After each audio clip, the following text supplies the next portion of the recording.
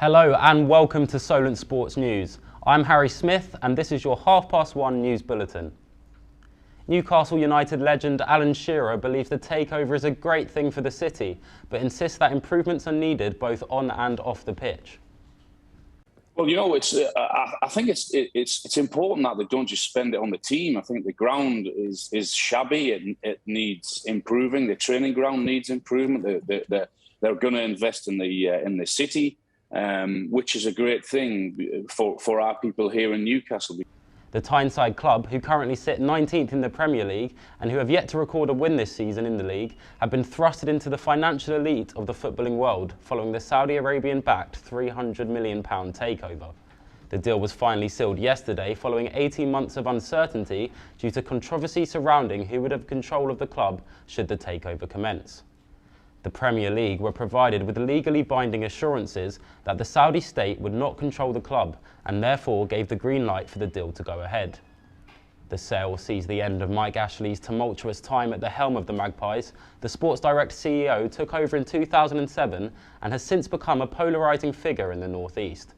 His departure was cause for celebration for the Toon faithful, and they took to the streets in their masses to welcome the newfound fortune. France will face Spain in the final of the UEFA Nations League at the San Siro on Sunday, following a box office semi-final last night that saw them come back from 2-0 down to beat Belgium at the Allianz Stadium in Turin.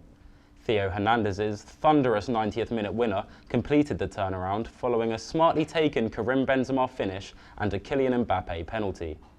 Yannick Carrasco opened the scoring for Belgium before Romelu Lukaku doubled their lead with a remarkable finish from an acute angle. It wasn't enough for the Red Devils, however, as they once again failed to deliver on the big stage internationally. Spain earned their spot in the final after they ended Italy's 37-game unbeaten run with a 2-1 victory to progress in the other semi. Tomorrow night sees Tyson Fury take on Deontay Wilder in the conclusion to the trilogy between two of the sport's most recognisable figures for the WC and the Ring heavyweight titles. The bout was originally due to take place on the 24th of July this year, but was cancelled due to Fury testing positive for coronavirus in the weeks leading up to the fight.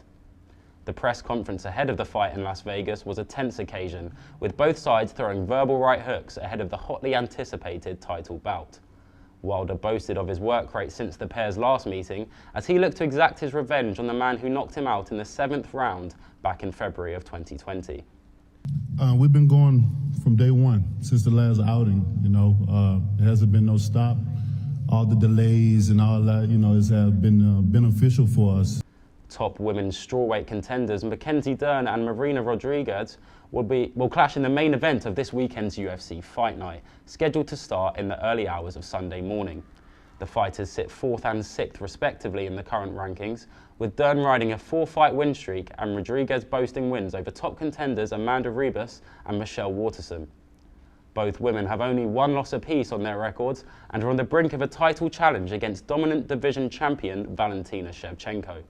The Kazakhstani champion successfully defended her belt for the 6th time against Lauren Murphy and looks a daunting test for whoever faces her next. Manchester United forward Cristiano Ronaldo could have the civil rape case against him thrown out of court.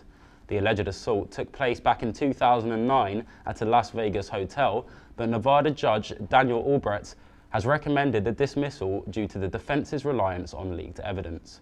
The decision comes 2 years after criminal proceedings were dropped against him.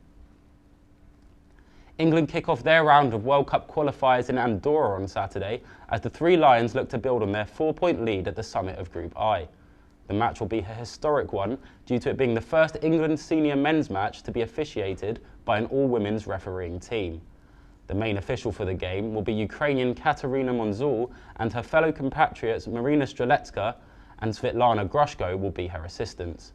The woman in charge of VAR is Stephanie Frappart of France, yet both the 4th official and VAR assistant are male. With the number of women engaging in football rising year by year, we sent Jack Bishop to Test Park to see firsthand the growth of the women's football setup at Solent Ladies, coming up later on the show.